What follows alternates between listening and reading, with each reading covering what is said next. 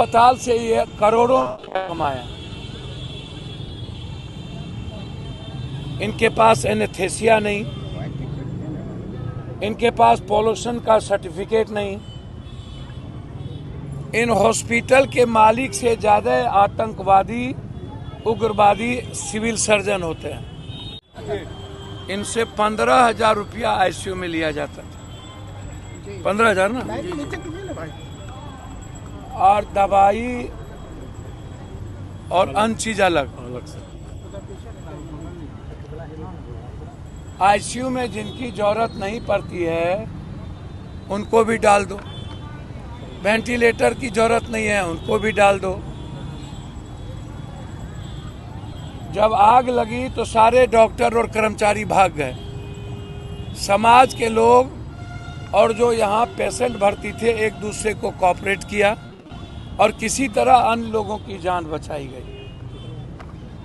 जान बचाने में इन लोगों की कोई भूमिका नहीं। इसी अस्पताल से ये करोड़ों कमाया। इनके पास एनेस्थेसिया नहीं, इनके पास पॉल्यूशन का सर्टिफिकेट नहीं।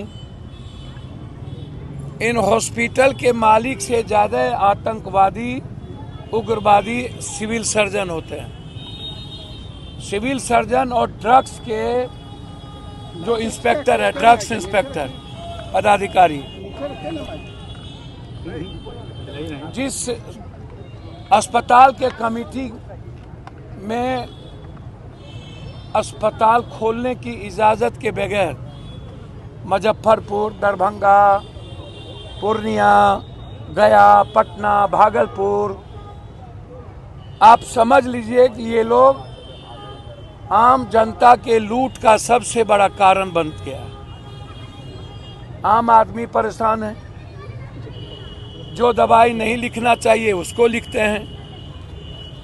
जीवन रक्षक दवाई लगभग जेनेरिक में नहीं है उसको नहीं लिखते हैं।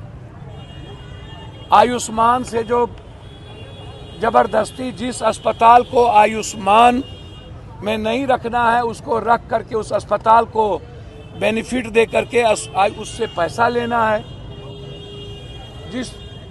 और जो बड़े अस्पताल में आयुष्मान के लिए जाइएगा तो 7 लाख यदि आपको आयुष्मान मिलेगा तो लगभग उसकी 20 लाख की बिल हो जाती है। तो पता चला कि 14 लाख तो हमको घर से लग गया। अब जैसे हम थोड़ा सा उदाहरण दे रहे हैं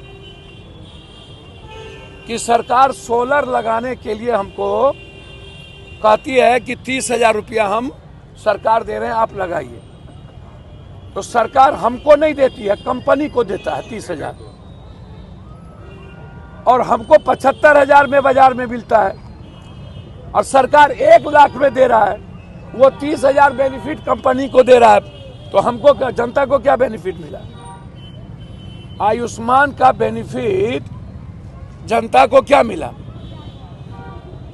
यदि आप छोटे अस्पताल में जाइएगा जो आयुष्मान लिखा लिया है, बायदी में 50,000 60,000 का इलाज करेगा और आपका कार्ड रख लेगा, और 6 लाख का वो टोटल बिल अस्पताल ले लेगा, अपना निकाल लेगा। ये जो लूट का अड्डा है, अल्ट्रासाउंड, सीटी स्कैन, एमआरआई, कुछ भी नहीं। दवाई यहीं लेना है, इसी में, यहीं पर दवाई का भी दुकान है, बाहर नहीं लेना है। और जनता को ये बता दिया गया है कि जेनेरिक दवाई बिल्कुल घटिया है। भैया, जेनेरिक दवाई हमसे 60% लेते हो तुम। जेनेरिक दवाई में नाम है पैरासीटामोल और ये माफियाओं का नाम है क्रोसिन। तो पैरासीटामोल और क्रोसिन, इसमें अंतर क्या है? हमें आज तक समझ में नहीं आई। मैं तो उस कमेटी में हूँ और मैं बचपन से, जब मैं एमएलए एमपी नहीं था तब से इस मेडिकल माफियाओं के खिलाफ मैं लड़ रहा हूँ। एजुकेशन माफियाओं के खिलाफ लड़ रहा हूँ, कोचिंग माफियाओं के खिलाफ लड़ रहा हूँ। मुझे कोचिंग माफिया कभी पसंद नहीं है। सब दिन उन्होंने क्वेश्चनायर को लीक आउट किया है, क्वेश्चन बनाता वही लोग हैं, क्वेश्चन तैयार वही कोचिंग माफिया बड़े लेवल पर करता है और वही क्वेश्चन को बेचता है और भारत के भविष्य को खराब करता है। आप समझिए, जनता भी समझने को तैयार नहीं है, क्योंकि हमारा जो सरकारी अस्पताल है वो किसी कर्म का नहीं। वहां जो डॉक्टर हैं वह अच्छे ढंग से इलाज नहीं करते हैं और अपने प्राइवेट क्लिनिक में ट्रांसफर कर देता है। एम्बुलेंस वाले को भेज देता है सिल्लीगुड़ी, भेज देता है पटना, अन्य जगह पर, गोरखपुर, और वहां से पैसा कमाता है।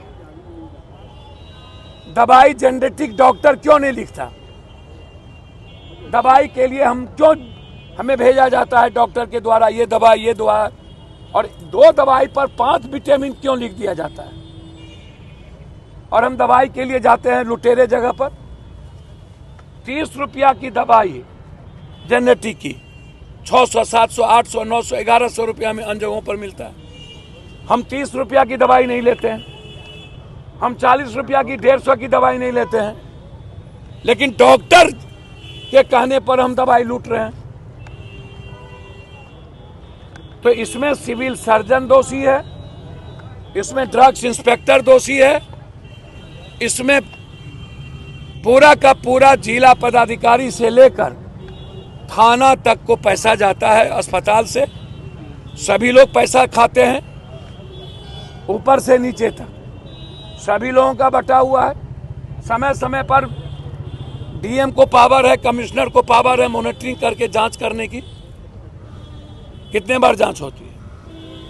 ये जिम्मेदारी डीएम को क्यों नहीं दिया जाए? अकाउंटेबिलिटी सिविल सर्जन की तय क्यों नहीं हो? एसडीओ की जिम्मेदारी तय क्यों नहीं हो? थानेदार की 302 का मुकदमा क्यों नहीं लगा? आप की मौत हुई है, जिम्मेदार किसको मान रहे हैं आप? अच्छा, एक बात बताइए, आप औपचारिकता किए, जबरदस्ती न तो 302 का मुकदमा किए और न आपने औपचारिकता करके जेल भेज दिया, इसके मालिक को जेल ही नहीं भेजा।